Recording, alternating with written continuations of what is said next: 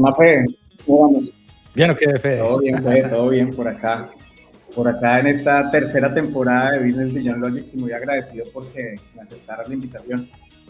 Con mucho gusto, hermano. Gracias por tenerme acá. Muy bacano la oportunidad de poder hablar, de poder conocer también vos en qué estás y compartirte un poco de mi experiencia aquí ahora como emprendedor y inmigrante aquí en Estados Unidos.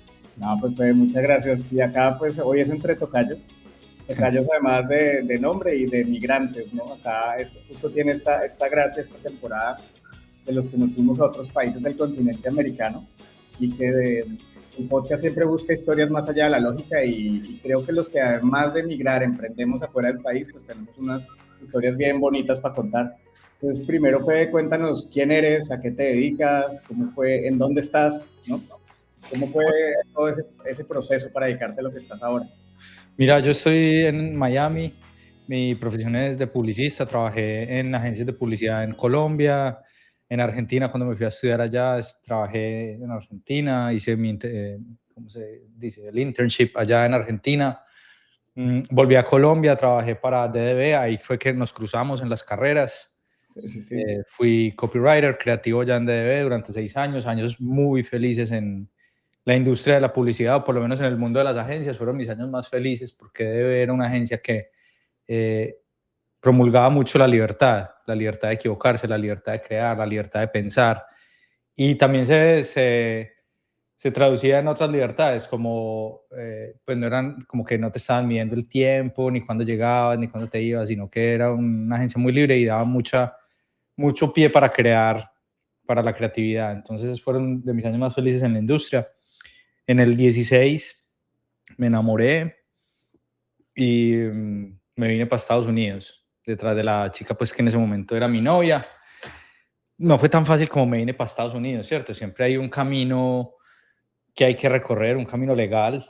En mi caso pude reunir como los logros que tuve durante la carrera y aplicar a una visa de talento.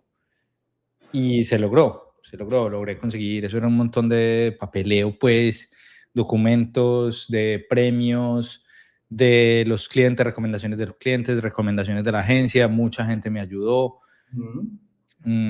Y la motivación de emigrar, como te dije, no fue una motivación económica, aunque yo sabía que había una gran oportunidad de crecer, sino más bien una motivación personal que tenía que ver con el amor.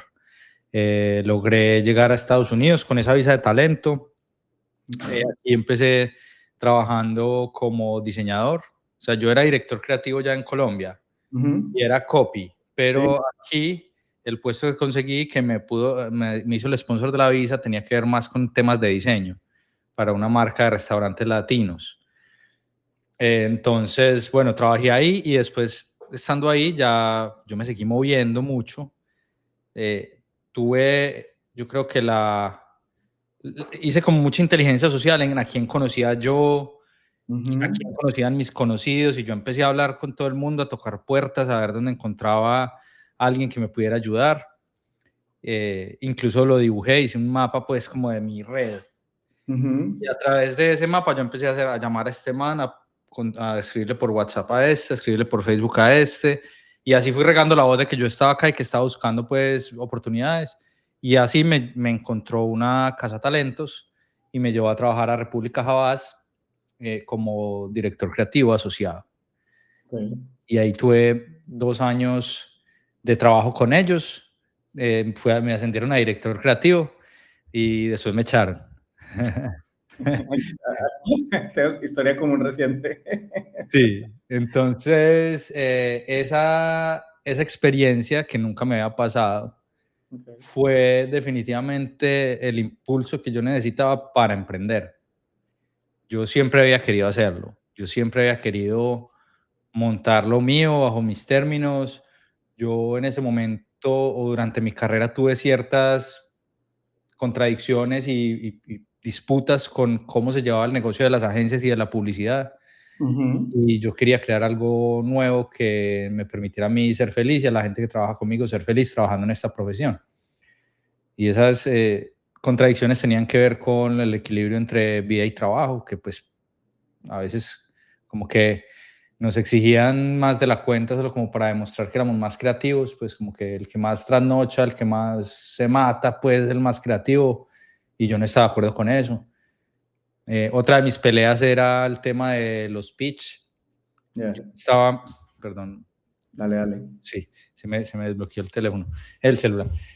Yo no estaba de acuerdo cómo las agencias adquirían sus clientes a través de concursos que en muchas ocasiones los clientes no pagaban, y me pasó más de una vez que era lo que más me indignaba, que el cliente no escogía ninguna agencia, que como que nada le servía y todo el trabajo se quedaba hecho.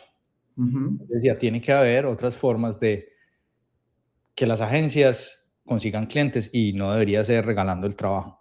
Esas eran algunas de las contradicciones que yo no quería, que yo enfrenté mucho y tuve muchas tensiones. Incluso yo lo manifestaba mientras trabajaba allá, y creo que en parte por eso no me acomodé muy bien al final. O sea, Ya. por más una cuestión de principios que una cuestión de rendimiento. También la agencia quería hacer unos cambios, etcétera. Entonces, bueno, ahí empezó mi carrera como emprendedor. Empecé trabajando como freelancer, y un momento en que un cliente, yo estaba haciendo un trabajo de branding, yo como que volví a las fuentes. Cuando uno se ve en esa situación, pues yo empecé a pedir trabajo, buscar trabajo, fue lo primero que reaccioné, pero también me salió por allá, es que una empresa de un primo, no, que hay un logo, que una marca. Yo, no, yo la hago. Yo ya solté la mano para diseñar, yo la hago, hágale. Entonces hice una metodología, me inventé una metodología como primero de estrategia, para bajar un brief muy aterrizado, y después crear la marca, y esa metodología funciona demasiado bien. Demasiado bien. O sea, ya siempre que presento, las veces que he hecho branding, nunca he tenido como más de una ronda de aprobación. Entonces, porque es construido digamos, desde el corazón o desde el alma de la marca con el cliente. Entonces, cuando llegas a presentarle algo, se siente como que el cliente también fue parte del proceso creativo, y se aprueban casi que a ellos mismos. Entonces salió eso, y un cliente de esos necesitaba también redes sociales. Y mi esposa en ese momento estaba muy engomada con Instagram. Instagram estaba pues como creciendo, empezando, y estábamos haciendo contenido con ella. Y nos miramos y dijimos, vos puedes manejar las redes, yo puedo manejar marca. Y así se formó la agencia. Nos asociamos.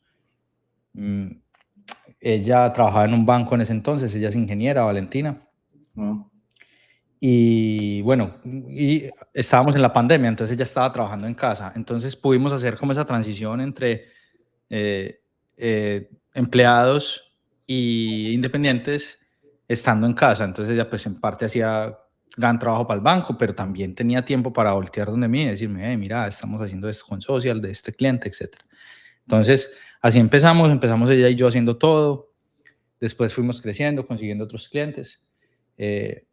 Y hasta hoy ya llevamos 5 años. La agencia se llama El Puerto Agency.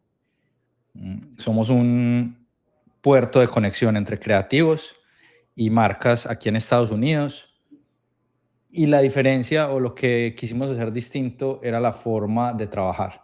Es decir, nuestra agencia no tiene empleados.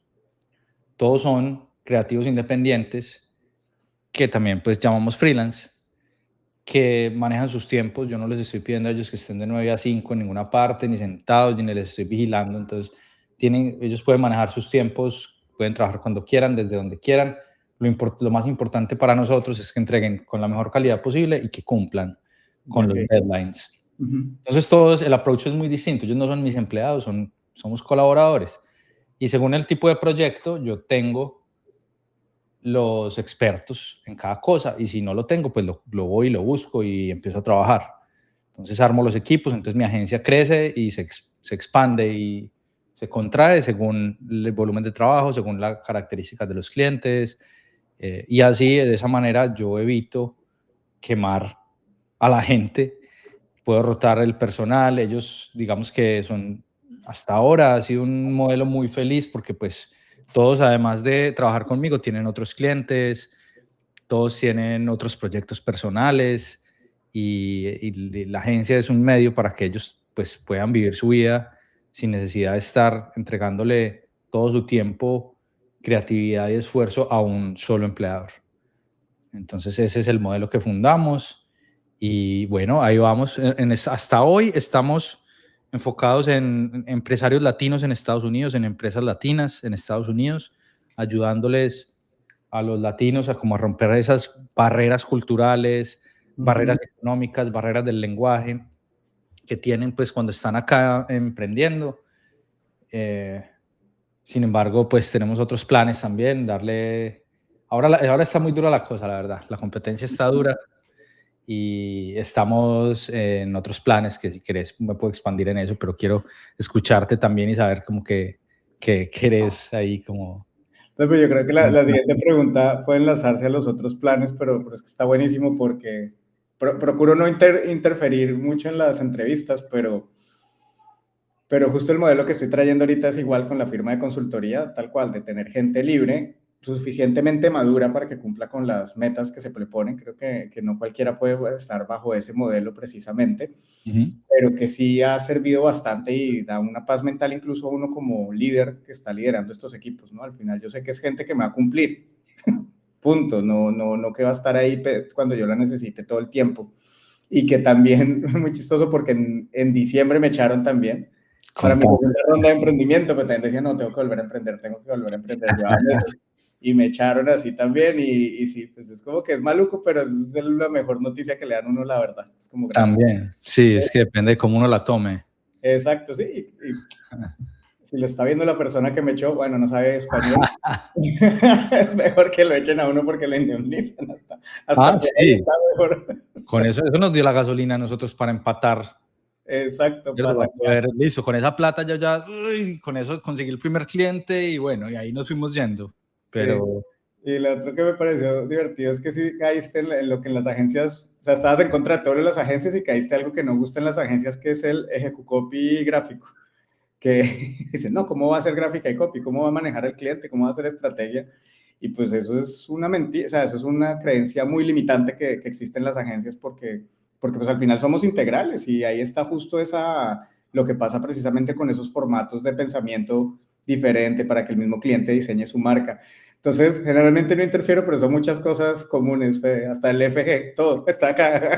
Sí. Eso genera como algo muy divertido. Y justo la siguiente pregunta es, y creo que por ahí va a ir, y es que siempre preguntamos algo que pasó que salió de los planes, ¿no? Ya me contaste cuando te echaron, pero sí había un plan de alguna forma, pero ahorita me estabas contando que se puso duro y va a cambiar el plan, ¿cierto? ¿Hacia dónde va a llevar el plan por algo que se salió del plan?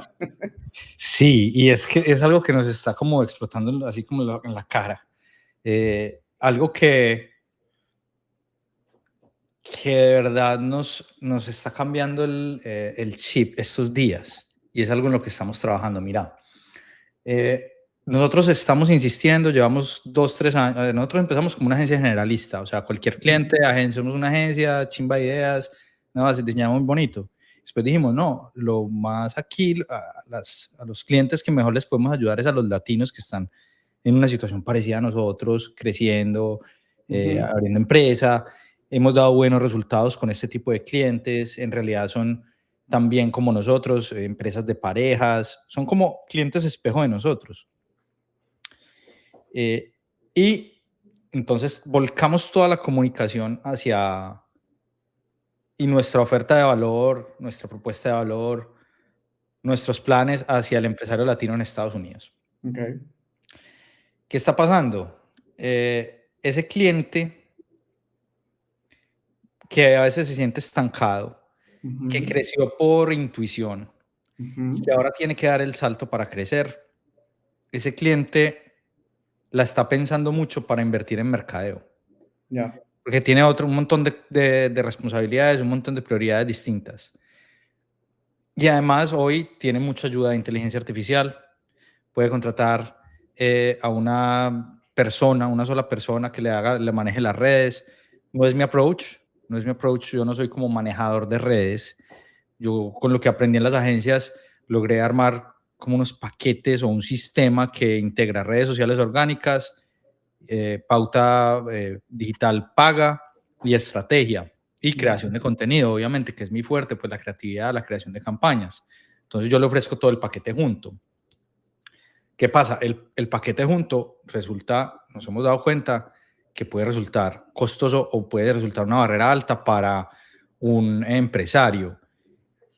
Lo que pasa es que es difícil de venderlo por eso, pero da resultados. Los que han invertido con nosotros han logrado resultados. El último año logramos que un cliente, un restaurante en Omaha, pasara por cada dólar que invertía, le retornaron $18 con todo lo que nosotros hicimos. Y por cada cliente que conseguía, le costó $4, casi $5, por la inversión en medios, porque todo era muy eficiente, porque exploramos todo el contenido orgánico, entonces el mejor contenido orgánico lo pasábamos a pauta, teníamos unas campañas muy alineadas en nichos, en mensaje, todo estaba muy bien quirúrgicamente hecho desde lo estratégico, pero eso es complejo de vender para un cliente latino acá en Estados Unidos. Durante este año, por cosas de la vida, nos llegó un cliente que no tiene nada que ver con el cliente latino. Es una empresa de Nueva Zelanda que se llama Tate Communications. Es una empresa que maneja radios, o sea, que vende radios, cámaras portables aquí en el pecho y software para bomberos, policías, ambulancias y paramédicos, personal de seguridad. Y esta empresa es una empresa muy grande que tiene presencia en Europa y tiene presencia en Estados Unidos. Bueno, en Europa maneja Asia, África, Europa y Estados Unidos, pues toda la región y también Sudamérica. Es una empresa de alcance global. ¿Qué pasa? Esta empresa necesitaba a alguien. Ellos estaban buscando un diseñador. En la zona horaria de Miami o de Estados Unidos, de esta zona horaria, que pudiera atender su oficina de Londres, porque en Nueva Zelanda están en horarios opuestos. Sí. Y además pudiera estar en la misma zona horaria o parecida a su oficina de Houston en Estados Unidos. Listo. Su equipo, entonces era el primer problema, que ellos para mover una coma, el de Europa necesitaba eso para allá y tenía que esperar que los otros se levantaran. Entonces ese era el primer problema. El segundo problema que ellos tenían, o dolor que tenían, era la capacidad instalada que ellos tenían. Su in-house en Nueva Zelanda, en las oficinas, en el headquarter, pues es limitado, o sea, tienen 3 o 4 diseñadores, y es una compañía que se maneja, o que tiene picos de trabajo como tienen muchas otras compañías globales. En el caso de ellos, se les presentan picos de trabajo cuando hay ferias, trade shows de la industria. Y esos trade shows pasan durante varios momentos del año en Europa, en Estados Unidos. Entonces necesitaban un diseñador. Lo que yo les dije fue, yo no soy un diseñador, yo soy los que ustedes necesiten para poder bajar esos picos de trabajo. Entonces les armé un modelo en el que yo soy el director creativo de un equipo, yo aseguro la consistencia de marca, todo pasa por mis ojos, pero yo tengo el acceso a través de mi red de freelancers, que había trabajado, yo puedo abrirle a usted cuantos carriles sean necesarios para cumplirle con los deadlines y bajarle los picos de trabajo. Entonces yo puedo tener 3 diseñadores o 2 diseñadores cuando hay poco trabajo, o 5 o 7. En este momento, el mes pasado fueron 6 diseñadores. Entonces yo no era un man, sino que yo era 6. ¿Ya? Y entonces con eso ya llevamos 6 meses trabajando y estamos logrando entregar a muy buena velocidad, con muy buena eficiencia y con consistencia de marca, siendo una empresa que no tenía un manual de marca muy consolidado. Entonces, ese modelo que resultó de lo que, bueno, lo que yo ya tenía, pero con otro cliente que tiene un dolor muy distinto, que no le duele tanto la plata, sino que le duele es el delivery, le duele es el tema del uso horario. Se convierte en un cliente mucho más rentable, porque es una empresa global, un cliente mucho más rentable, un cliente que me firma un contrato un año, y un cliente que ahora lo estoy pensando, es igual de difícil que adquirir que un restaurante aquí en Hialeah. Sí. O sea, tengo que armar, entonces lo que estamos ahora es, nos dimos cuenta de eso y dijimos, gastamos demasiado energía y tiempo y inversión nuestra en pensar en ese cliente latino, y quizá el negocio está en este cliente global, corporativo global, que tiene unos dolores muy distintos al dolor del billete. Entonces, yo ya no entro a resolver que el tipo sí metió dinero en su caja registradora, lo cual es algo que no depende 100% del mercadeo, sino que entro a resolver un problema de diseño, un problema de uso horario, un problema de consistencia de marca global Y organizacional. y organizacional. Experiencia para este modelo, los que estén montando modelos así parecidos. Ese es el consejo, experiencia, exacto. Experiencia. Lo primero que aprendí en los 6 meses, a los 3 meses, cuando yo empecé con 2 diseñadores. Empecé de team, entonces yo llegaba, yo cogía el brief del cliente, yo como director creativo, yo le decía montaba un brief interno, se lo entregaba, yo revisaba, mandaba al cliente, todo bien, yo iba manejando ahí la gestión, peloteando, eso empezó a crecer, 3, 4 diseñadores, 5 diseñadores, y ya midía el 60%, porque empecé a medir mis horas. Eso es algo súper útil para nosotros los emprendedores, medir qué está haciendo usted cada minuto. Y dije, lo voy a empezar a medir. Me di cuenta que entre el 60 y el 70% de mi tiempo se me estaba yendo en un trabajo operativo. Recibir un brief, enviar un brief, decirle qué hay que hacer, para cuándo hay que hacerlo. Y en la parte de dirección creativa, 30% o menos, más las otras clientes que tengo, etcétera. Entonces, lo que hice fue sumar al equipo un project manager. Y eso a mí eso hizo que el equipo ya funcionara perfecto. Este no es un modelo, yo ya estoy investigando, no es algo que yo, digamos que único que yo me inventé. Quizá la ejecución es distinta, pues, pero existen plataformas que son más plataformas, no son tanto agencias que hacen eso. Hay una que se llama Design Pickle, otra que se llama, la tengo por acá. Sí, está la versión chafita como Fiverr, que al final es una versión rechafa de eso, pero es como Hops, pero acá la diferencia es que se garantiza la calidad. Garantizo la calidad y no soy como un freelancer por allá que quién sabe dónde está tu información. Si yo soy una agencia constituida en Estados Unidos, tengo experiencia de agencia, de director creativo, background, entonces estoy tratando de pararme en esas fortalezas para poder competir, porque entiendo que hay cosas así parecidas que existen. Lo interesante es la capacidad de decirle al brand manager o al CMO, decirle, vea, usted en este momento no le está cumpliendo a sus oficinas, a sus oficinas regionales, porque usted tiene un equipo limitado y usted está en otro uso horario, no le está cumpliendo. Déjeme, yo le ayudo a bajar ese volumen de trabajo, yo le ayudo a mantener la consistencia, así usted esté diseñando en otro continente. Entonces, Fede, la idea es, eso es algo una conversación que está ocurriendo, y es crecer hacia allá. Ese es lo no planeado, y ya tenemos un cliente global, entonces ya tengo credenciales para ir a decirle no sé, huevón, a DHL o a una empresa telefónica en España, no sé, huevón, de pronto. Sí. Yo tengo a esa empresa de Nueva Zelanda, Tate Communications, estoy trabajando con ellos, entonces creo que para allá va el barco del puerto. No, pues ahí hasta está el consejo, muchas gracias. Ahí solo para una anécdota, hace 3 años hice una investigación de cómo nos percibían a los latinos en Europa y en Estados Unidos, en Asia, para trabajar. Y a pesar de lo que no les gusta, prefieren trabajar con nosotros, justo también que tenemos esa capacidad de delivery que nadie tiene. Bueno, los asiáticos decían, es que ustedes son iguales y somos mejores, porque es lo mismo, pero mejor. Pero con Europa y Estados Unidos era como esta capacidad que tienen de delivery, de dar la extramilla, de meterle cariño, de responder, de todo, solo la tienen ustedes. Qué nota, qué bueno saberlo, porque estoy buscando cuáles son los ángulos competitivos, cuáles son esas fortalezas que tenemos que uno a veces no ve. Nosotros los latinos somos mucho de construir relación. Exacto.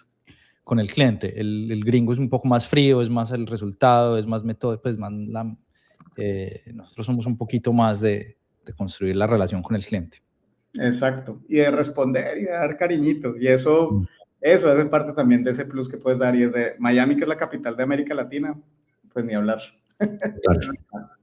Pues nada, Fede, muchas gracias por las historias y por este catch up que hicimos. Como siempre, va a ser muy inspirador para la gente y que nada, entre que nos echan y nos dan los empujones, entre que es posible emprender en otro país, entre que siempre van a cambiar los planes y sale algo más grande como lo acabas de ver, me va a ser menos tiempo y más rentable. Sí. Muchas gracias, la verdad, Fede, y qué bueno volvernos a ver. Lo mismo, Fede, muchísimas gracias. Espero que esto les sirva a los que lo escuchen. Siempre hay una forma de, siempre hay un camino, pues eso es lo que uno busca, y si no, pues algo habrá para hacer. Sí,